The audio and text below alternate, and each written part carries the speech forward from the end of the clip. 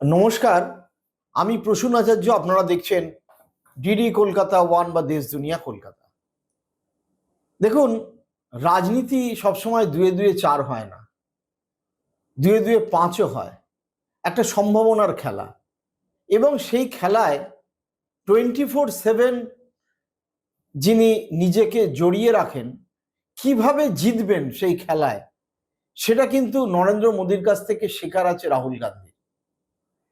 Operation সিঁদুর হওয়ার পরে পৃথিবীর বিভিন্ন দেশে সংসদীয় দল পাঠানোর সিদ্ধান্ত নিয়েছে ভারত সরকার, এবং সেই সিদ্ধান্তকে কেন্দ্র করে যে রাজনৈতিক মারপ্যাচের খেলা নরেন্দ্র মোদী খেলেছেন, তাতে কিন্তু রাহুল গান্ধীর কিস্তি মাত হয়ে গেছে। অর্থাৎ আজকে তাই আমাদের আলোচনার বিষয়বস্তু হচ্ছে মোদির চালে রাহুল মাত। এবং সেই মাত হওয়ার পরে যে ব্যাপারটা দাঁড়িয়েছে, কংগ্রেসের প্রেসিডেন্ট নির্বাচনে আমরা জানতাম মল্লিকার্জুন খাড়গে ছিলেন গান্ধী পরিবারের সমর্থিত প্রার্থী, তার উল্টোকের দিকে দাঁড়িয়েছিলেন শশী থারুর। এবং শশী থারুর এমন একজন কেরলিয়ান, কেরালার পিটি উষার পরে যদি সর্বভারতীয় কারোর পরিচয় থাকে, তার নাম হচ্ছে শশী থারুরের। 4 বারের সাংসদ তিনি, আমাদের ইউএনওর সেক্রেটারি জেনারেল পোস্টে কন্টেস্ট করেছিলেন, দীর্ঘদিন ইউএনওতে ছিলেন, একাধিকবার কেন্দ্রীয় মন্ত্রী ছিলেন, এবং নানা কারণে শশী থারুর বিখ্যাত প্রচুর বই লিখেছেন, বিতর্কিত চরিত্র। তার স্ত্রী সুনন্দা পুষ্কারের মৃত্যু নিয়ে ঘন্টার পর ঘন্টা টিভিতে ডিবেট হয়েছে, কাটিয়েছে মানুষ টিভির সামনে। সেই শশী থারুর, যিনি ইন্টারন্যাশনাল পলিটিক্সে অভিজ্ঞ, তাকে বাদ দিয়ে দিয়েছিলেন রাহুল গান্ধী তালিকা থেকে। আমি এই যে সংসদীয় দল পাঠানো হচ্ছে, সেই দল পাঠানোর ঠিক ক্ষেত্রে রাহুল গান্ধীর দলের সদস্য জয়রাম রমেশ কি টুইট করেছেন, আমি তার সারসংক্ষেপ আপনাদের বলি। তাতে জয়রাম রমেশ বলছেন, yesterday morning the minister of parliamentary affairs Kiran Rijiju spoke with the Congress president and the leader of opposition in the Lok Sabha. The INC was asked to submit names of 4 MPs for the delegation to be sent abroad to explain India's stance on terrorism from Pakistan. By noon yesterday, May 16th, leader of the opposition in the Lok Sabha, অর্থাৎ Rahul Gandhi, wrote to the Minister of Parliamentary Affairs giving the following names on behalf of the INC. 1. Sri Anand Sharma, former Union Cabinet Minister. 2. Sri Gaurav Gogoi, Deputy Leader INC. Dr. Syed Nasir Hussain, MP Rajya Sabha, Karnataka থেকে। শ্রী রাজা Brar, MP Lok Sabha, তিনি হচ্ছেন পাঞ্জাব থেকে। কিন্তু অদ্ভুতভাবে এখানে নাম ছিল না শশী থারুরের। আর ঠিক সেইখানেই শশী থারুরের নামটাকে সামনে এনে শশী থারুরকে ডেলিগেশন টিমের ক্যাপ্টেন করে নরেন্দ্র মোদী পাঠাচ্ছেন কোথায় না, আমেরিকা এবং ব্রাজিলে।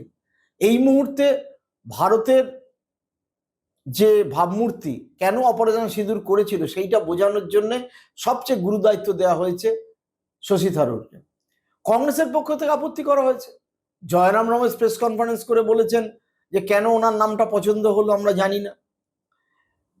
শশী থারুর কিন্তু তার পাল্টা বলেছেন যে আমাকে যখন এই দায়িত্ব দেওয়া হয়েছে, আমি তখন এই দায়িত্ব পালন করব। এবং এইখানেতেই অদ্ভুতভাবে বিবাদ বেঁধেছে কংগ্রেসের সাথে। অর্থাৎ এক ঢিলে 2 পাখি মেরেছেন কিন্তু নরেন্দ্র মোদী। তিনি কি করলেন, কংগ্রেসের মধ্যে আভ্যন্তরীণ বিবাদ স্পষ্ট করলেন। মল্লিকার্জুন খাড়গের সাথে রাহুল গান্ধীর বিবাদ বেঁধেছে বেশ কটি নাম নিয়ে, তার মধ্যে অন্যতম নাম হচ্ছে শশী থারুরের। কেন্দ্রীয় সরকারের পক্ষ থেকে আর একজনের নাম দেওয়া হয়েছে, তিনিও আমাদের কংগ্রেসের যখন ক্ষমতায় ছিল বিদেশ দপ্তরের মন্ত্রী ছিলেন, তার নাম সলমান খুরশিদ। রাহুল গান্ধীর তালিকায় সলমান খুরশিদের নাম ছিল না। রাহুল গান্ধীর চান গৌরব গগৈকে, যার স্ত্রী বিদেশি, কোনো এক পাকিস্তান এজেন্সিতে সম্ভবত যুক্ত ছিলেন, কোনো একটা এনজিওর সাথে যারা পাকিস্তানে কাজ আছে ইত্যাদি আসামের মুখ্যমন্ত্রী হেমন্ত বিশ্ব শর্মা বলেছেন। নাসির হুসেনের নাম ছিল, কিন্তু সরকারিভাবে যে তালিকা দেয়া হয়েছে তাতে দেখা যাচ্ছে শশী থারুর আছেন, সলমান খুরশিদ আছেন, যদিও সলমান খুরশিদ বলেছেন আমার দল যা বলবে তাই করব। আনন্দ শর্মা আছেন, এই একটা নাম মানা হয়েছে। আর রাজা ব্রার অর্থাৎ অমরিন্দর সিং এর বদলে ডক্টর অমর সিংকে পছন্দ করা হয়েছে। কিন্তু অন্য নাম, অন্য কিছু, তৃণমূলের পক্ষ থেকে একজনের নাম ছিল ইউসুফ পাঠানের, তৃণমূল থেকে বলা হয়েছে ইউসুফ পাঠানের নাম আমরা দিচ্ছি না। অভিষেক ব্যানার্জি বলেছেন দলের পক্ষ থেকে ইউসুফ পাঠান যাচ্ছে না, প্রকাশ্যে বলেছেন। কিন্তু শশী থারুরের নাম বাদ গেছিল। অথচ শশী থারুর কিন্তু এই ক্যাবিনেটের এই পার্লামেন্টারি অ্যাফেয়ার যে কমিটি, এক্সটার্নাল অ্যাফেয়ারের, তার কিন্তু মাথায় রয়েছে। এবং শশী থারুর এমন একজন ব্যক্তি যিনি 20 বছরের ওপরে ইউএনওতে ছিলেন, বিভিন্ন দেশের সাথে সখ্যতা, এবং তিনি যখন ইউএনওর সর্বোচ্চ পোস্টে কন্টেস্ট করেছিলেন তখন আমেরিকা তাকে সাপোর্ট করেছিল। এই মুহূর্তে নরেন্দ্র মোদীর সবচেয়ে প্রয়োজন আমেরিকার সাপোর্ট, নানা কারণে। এক তো পাকিস্তানের সাথে যুদ্ধ থামিয়ে দিয়েছে বলে ট্রাম্প যা ঘোষণা করেছেন, তিনি পুরোপুরি যে পাকিস্তানের বিরুদ্ধে তাও নন, তাও বলেননি। আমেরিকার সাথে ট্রেডের ব্যাপার আছে, ভারতের ট্যারিফের ব্যাপার আছে। সুতরাং শশী থারুরকে পাঠিয়ে সত্যি সত্যি নরেন্দ্র মোদী এমন একটা খেলা খেলেছেন, এবং এই একটা খেলায় অদ্ভুতভাবে রাহুল গান্ধী কিন্তু পরিষ্কার বোঝা গেল যে তার পছন্দ অপছন্দ, তিনি হয়তো সত্যি কথা বলেন, তিনি হয়তো পদযাত্রা করেন সাধারণ মানুষের জন্য, রাহুল গান্ধী ন্যায় নীতির জন্য লড়াই করেন, তিনি গান্ধীবাদী নীতিতে লড়াই করেন। তিনি এমন একটা ইমেজ তৈরি করছেন যে আমি নরেন্দ্র মোদীর এই ফ্যাসিস্টিক শাসনের একটা উল্টো দিকে গণতান্ত্রিক রেজিমে বিশ্বাস করি।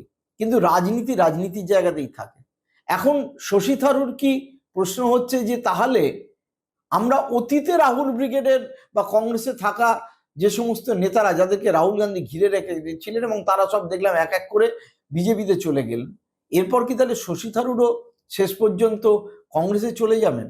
কেরালা সবচেয়ে বড় মুখ, আজকে আমাদের আলোচনার এইটা হচ্ছে বিষয়বস্তু। শুধু এইটুখানি কথা বলতে চাই যে আমরা আগে দেখেছি রাহুল গান্ধী তার ইয়াং ব্রিগেডে ঠিক এই গৌরব গগৈকে রক্ষা করতে গিয়ে হেমন্ত বিশ্ব শর্মাকে তিনি দারকিনার করে দিয়েছিলেন, কিনারায় সরিয়ে দিয়েছিলেন। কিন্তু হেমন্ত বিশ্ব শর্মায় শেষ পর্যন্ত বিজেপিতে আসে, এবং এসে হেমন্ত বিশ্ব শর্মা যে আসামের মুখ্যমন্ত্রী নরেন্দ্র মোদীর অত্যন্ত ঘনিষ্ঠ। রাহুল গান্ধীর ব্রিগেডের যে লোকেরা, যে নেতারা বিভিন্ন সময় ইউপিএ 2-তে মন্ত্রী হয়েছেন, তারা যে কোথায়, তারা বিজেপিতে। মিলিন দেওরা, জিতেন প্রসাদ, জ্যোতিরাদিত্য সিন্ধিয়া, আরপি সিং। অর্থাৎ রাহুল গান্ধীর মানুষ চেনার ক্ষমতা এবং মানুষ সম্পর্কে পার্টিকুলার পছন্দ অপছন্দ অত্যন্ত অত্যন্ত অত্যন্ত, মানে আমি কাঁচা বলবো না, সব ক্ষেত্রে কিন্তু সঠিক নয়। তিনি ন্যায় নীতির ক্ষেত্রে হয়তো ঠিক, কিন্তু রাজনীতির যে কুটচাল নরেন্দ্র মোদী দিয়েছেন শশী থারুরের ক্ষেত্রে পার্টিকুলারলি, সেটা কিন্তু একটা মাস্টার চাল বলা চলে। কেন বলা হচ্ছে? কারণ শশী থারুর শুধুমাত্র এই একটা কারণে যাননি। শশী থারুর মনে করেন আগামী বছর যে কেরালায় ইলেকশন আছে, তিনি মুখ্যমন্ত্রী হওয়ার যোগ্য দাবিদার, 4 বারের সাংসদ। কিন্তু রাহুল গান্ধীর পছন্দ, রাহুল গান্ধীর সবচেয়ে কাছে থাকা পলিটিক্যাল সেক্রেটারি ছিলেন, অর্গানাইজেশন সেক্রেটারি কেসি বেণুগোপাল। বেশিক্ষণ বেণুগোপালও আলাপ্পি থেকে কংগ্রেসের এমপি হয়েছে। রাহুল গান্ধী তাকে চিফ মিনিস্টার করতে চান যদি পিনারাই বিজয়ন সরকার ফিরে না আসতে পারে। তাহলে রাহুল গান্ধীর পছন্দকে, রাহুল গান্ধীর পছন্দ হচ্ছে কেসি বেণুগোপাল। শশী থারুর কংগ্রেসের ওয়ার্কিং কমিটিতে রয়েছেন, কিন্তু তার অনেক কিছুই কিন্তু মেলে কংগ্রেসের, বিজেপির সাথে, যা কংগ্রেসের সাথে মেলে না। এই সুযোগের অদ্ভুতভাবে সদ্ব্যবহার করেছেন নরেন্দ্র মোদী। আমরা দেখেছি কিছুদিন আগে ত্রিবান্ধমে আদানির যে পোর্টের উদ্বোধন হলো, তাতে পিনারাই বিজয়নও ছিলেন, শশী থারুরও ছিলেন, নরেন্দ্র মোদীও ছিলেন, গৌতম আদানিও ছিলেন, এবং সেখানে শশী থারুরের প্রবল প্রশংসা করেছিলেন নরেন্দ্র মোদী। অর্থাৎ এই যে কাঁটা দিয়ে কাঁটা তোলা পলিটিক্সের এই খেলা, 24/7 পলিটিক্স করা নরেন্দ্র মোদী দেশের মানুষের কি হচ্ছে, অবস্থা কোন দিকে যাচ্ছে, ভালো হচ্ছে খারাপ হচ্ছে কিনা, মানুষ আরো দরিদ্র থেকে দরিদ্র হচ্ছে, চাকরি নেই, যা বছরে 2 কোটি করে বলেছিলেন, এই 11 বছরে তো 22 কোটি চাকরি হতো, সেগুলো কোনোটাই হয়নি। এই সবের পরেও কিন্তু নরেন্দ্র মোদী অদ্ভুতভাবে মানুষের কাছে যে ইলেকশন ট্যাকটিসে বেরিয়ে যাচ্ছেন, তার কারণ হচ্ছে অদ্ভুত তিনি খেলা খেলেন, যে খেলা বিরোধীদের একদম মানে কি বলা চলে, যে ঘরোয়া কোন্দল শুধু বাড়ানো নয়, বিরোধীদের অদ্ভুত টালমাটাল করে দেয়। শশী থারুরের বিষয়টিও ঠিক সেই জায়গাতে দাঁড়িয়েছে। এবং আমরা অদ্ভুতভাবে দেখলাম যে শশী থারুর পরিষ্কারভাবে বলে দিলেন, এটা দেশের পক্ষে একটা কাজ, আমি এটা যাব। The party is completely entitled to its opinion. Clearly, this being a government delegation, the government had its own opinion as to who they felt appropriate. And I'm very, I must say, unaware of any further contacts between the government and my party. And I think you should ask those concerned. As far as I'm concerned, I was asked, both in my capacity as a chairman of a parliamentary standing committee dealing with these issues, but also because very kindly the minister talked about my personal experience over the years in international affairs and the need for that experience and such knowledge as I may, such talents as I may possess, to be put to the service of the nation at this time. And I found that an absolutely essential, what can I say, answer to give, that certainly when the nation needs my services, I am available, and I'm available for my country. To my mind, this has nothing to do with party politics. It's all to do with what our country has been through in recent times and the need for us to present a united front.